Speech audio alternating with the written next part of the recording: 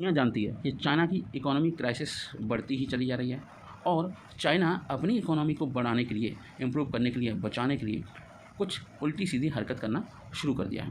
चीन ने एक साल में दूसरी बार अपनी प्रमुख ब्याज दर में कटौती कर दी है। अपनी इकोनॉमी में जान फूंकने के लिए चीन ने ऐसा किया है।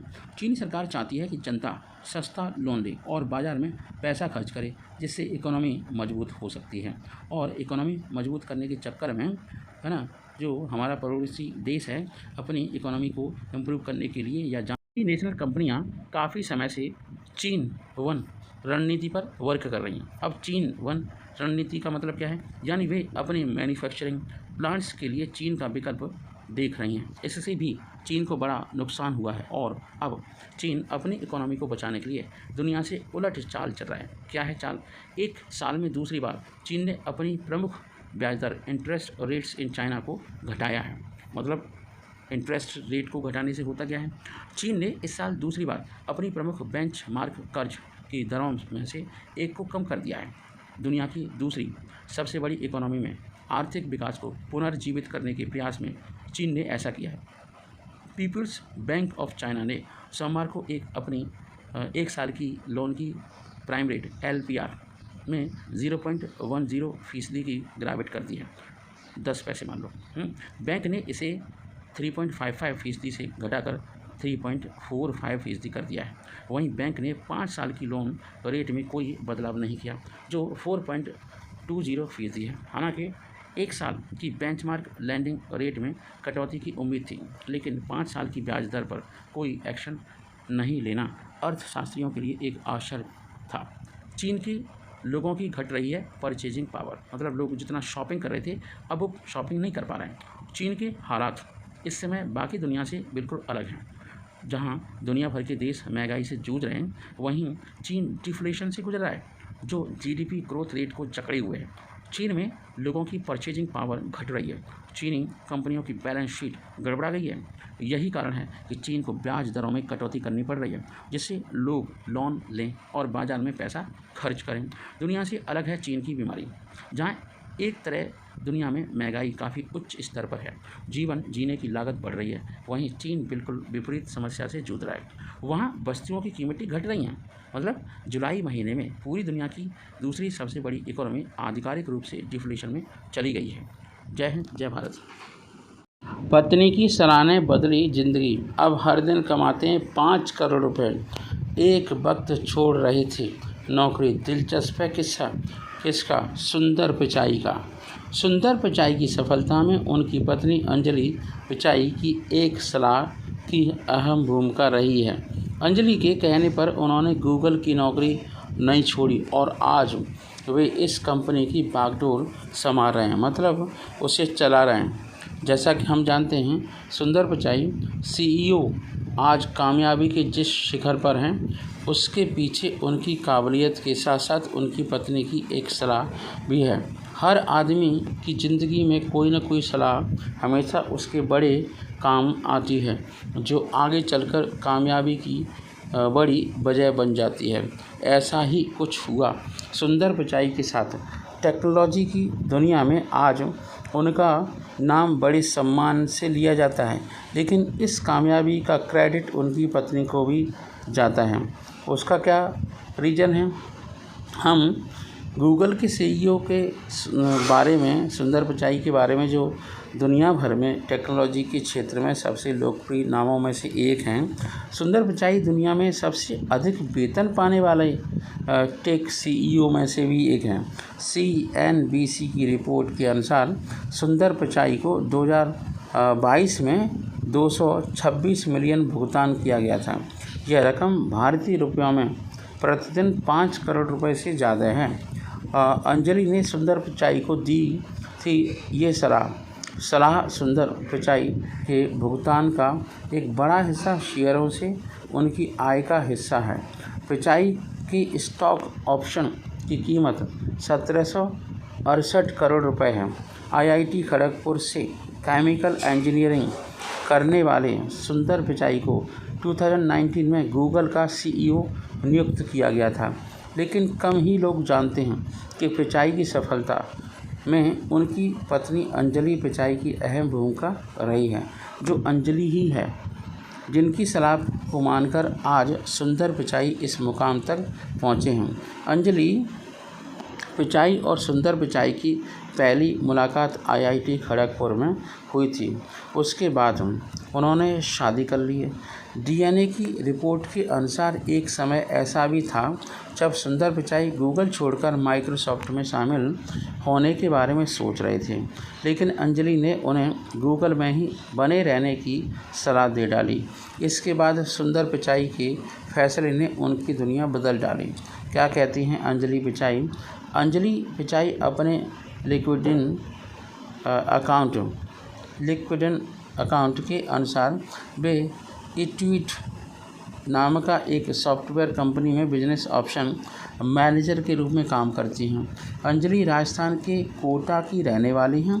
उन्होंने अपनी इंजीनियरिंग भारतीय प्रौद्योगिकी खड़गपुर से केमिकल इंजीनियरिंग से की है। दोनों हस्बैंड वाइफ केमिकल इंजीनियरिंग से ही पढ़े हैं। अंजलि ने 1993 में अपनी इंजीनियरिंग की पूरी पढ़ाई की। कॉलेज में ही अंजलि और सुंदर पिचाई की सगाई हो गई थी। सुंदर पिचाई बाद में स्टैनफोर्ड विश्वविद्यालय अध्ययन करने के लिए संयुक्त राज्य अमेरिका चले गए और अंजलि ने 1919 में से 2002 तक एक्सचेंजर में काम किया। उस टाइम पर एक्सचेंजर हुआ करते थे। एक्सचेंजर का मतलब होता है जो आपकी STD हुआ करती थी और उस पर लोग काम करते थे। जय हिंद, जय भारत। पाकिस्तान में चर्च तोड़ने की घटना पूरे वर्ल्ड में एक सुर्खी बन गई है और इस घटना को लेकर के UAE काफ़ी नाराज़ हो गया है और पाकिस्तान को नसीहत भी दे डाली कि धार्मिक प्रतीकों का सम्मान करो, धार्मिक लोगों का सम्मान करो, ऐसे तोड़ फोड़ से देश नहीं चलता। संयुक्त अरब अमीरात के विदेश मंत्रालय ने शनिवार को जारी किए गए बयान में कहा कि घृणास्पद भाषण, बयान और उग्रवादी लोग सहिष्णुता, सह अस्तित्व और शांति के मूल्यों को फैलाने के अंतर्राष्ट्रीय प्रयासों को बाधित करते हैं। मतलब पाकिस्तानियों के लिए एक तमाचा है कि एक मुस्लिम कंट्री को समझा रहा है। इसका मतलब वो गलत हैं। उन्हें समझना चाहिए कि लोगों की भावना को रिस्पेक्ट करें। हाँ, मानते हैं कि उन्हें लगा कि कुरान की प्रतियां कहीं पर भी फाड़ करके फेंक दी गई, तो उस कल्प्रिट को पकड़ो और उसके ऊपर मुकदमा चलाओ और आगे की कार्रवाई करो। तोड़ फोड़ करना, सिर तन से जुदा वाली कहानी, ये सब सही नहीं है। इससे तभी तो पाकिस्तान गड्ढे में जाता चला जा रहा है। कर्मों का फल मिल रहा है पाकिस्तान को। सब बौरा गए, समझ नहीं आ रहे इन्हें कि करना क्या है। पाकिस्तान में ईश निंदा के आरोप में 5 गिरजाघर तोड़े जाने की घटना की चौतरफा निंदा हो रही है, क्योंकि अमेरिका ने भी कंडेम्ड किया है, संयुक्त अरब अमीरात ने भी घटना की निंदा की है। UAE ने पाकिस्तान में चरमपंथियों द्वारा गिरजाघरों और ईसाइयों पर हमले की आलोचना करते हुए बयान भी जारी कर दिया है। संयुक्त अरब अमीरात के विदेश मंत्रालय ने शनिवार को जारी किए गए बयान में कहा कि घृणास्पद भाषण, बयान और उग्रवादी लोग सहिष्णुता, सह अस्तित्व और शांति के मूल्यों को फैलाने के अंतर्राष्ट्रीय प्रयासों को बाधित करते हैं। पाकिस्तान में मानवीय और नैतिक मूल्यों के साथ सिद्धांतों की सुरक्षा को ख़त्म कर दिया गया है। रिलीज में उन्होंने कहा कि यह वह समय है जब वैश्विक स्तर पर हमें सहिष्णुता, शांति और सार्वभौमिक सिद्धांतों को बनाए रखने के लिए एक साथ मिलकर काम करना होगा और ऐसे समय में धार्मिक उत्तेजना पर काबू करना चाहिए, धार्मिक प्रतीकों का सम्मान करना चाहिए। हमें ध्रुवीकरण से बचने की आवश्यकता है। हालांकि UAE ने अपने बयान में आपराधिक घटना से निपटने में पाकिस्तान सरकार द्वारा अपनाए गए उपायों की भी सराहना की और कहा कि पाकिस्तान ने कुछ लोगों को अरेस्ट करके अच्छा किया है। यह पूरा मामला क्या है समझाते हैं। पाकिस्तानी मीडिया के अनुसार इस्लाम के पवित्र ग्रंथ कुरान को बेअदबी से लोग नाराज़ थे और जो थोड़ी ही देर में हिंसक हो गए और इस हिंसा में बहुत सारे लोग इकट्ठे हो गए। उन्होंने पंजाब के फैसलाबाद में एक के बाद एक लगातार 5 गिरजाघरों, चर्च को तोड़ डाला और तोड़ फोड़ के चक्कर में लोगों को अफरा तफरी मच गई। भीड़ ने चर्च के आसपास रहने वाले लोगों को घरों में ही बंद कर दिया या फिर जला दिए गए घरों को। वहाँ रहने वालों को मारा पीटा गया, लूट पाट की गई, घर का सामान बाहर फेंक दिया गया। पंजाब सरकार के अंतरिम सूचना मंत्री अमीर मीर का कहना है कि उन्होंने घटना की उच्च स्तरीय जांच के लिए आदेश भी दे दिए हैं। उन्होंने शांति भंग करने वालों को, है ना, उनके खिलाफ बड़ी से बड़ी, कड़ी से कड़ी कार्रवाई करने की बात कही है। मंत्री का कहना है कि यह घटना एक सोची समझी साजिश है और पाकिस्तानी पुलिस के अनुसार भीड़ का नेतृत्व करने वाले 8 लोगों की पहचान कर ली गई है। इनमें से एक कथित तौर पर जमात अहल ए सुन्नत का और दूसरा तहरीक लब्बक पाकिस्तान TLP से जुड़ा है। पुलिस ने घटना में करीब 100 लोगों को गिरफ्तार कर लिया है।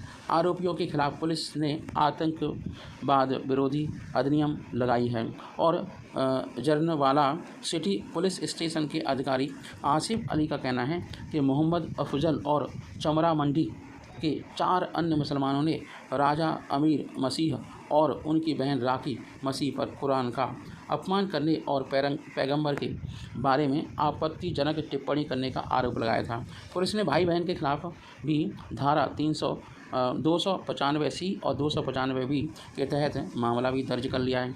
बिशप ने ट्वीट कर जताया था दुख। बिशप का कहना है कि घटना स्थल में करीब 6000 से अधिक सुरक्षा बल तैनात कर दिए गए। ईसाई नेताओं का आरोप है कि पूरी घटना के दौरान पुलिस सिर्फ दर्शक बनी रही। चर्च ऑफ पाकिस्तान के अध्यक्ष बिशप आज़ाद मार्शल ने घटना के दिन ट्वीट कर बताया था कि ईसाइयों पर अत्याचार और उनका उत्पीड़न किया जा रहा है। हम बेहद दुखी हैं। बाइबल का अपमान किया जा रहा है, चर्च जलाए जा रहे हैं, ईसाइयों पर कुरान की बेअदबी करने का भी झूठा आरोप लगाया जा रहा है, उन्हें प्रताड़ित किया गया। हम न्याय की गुहार लगाते हैं, कृपया हमें न्याय दो। I want justice.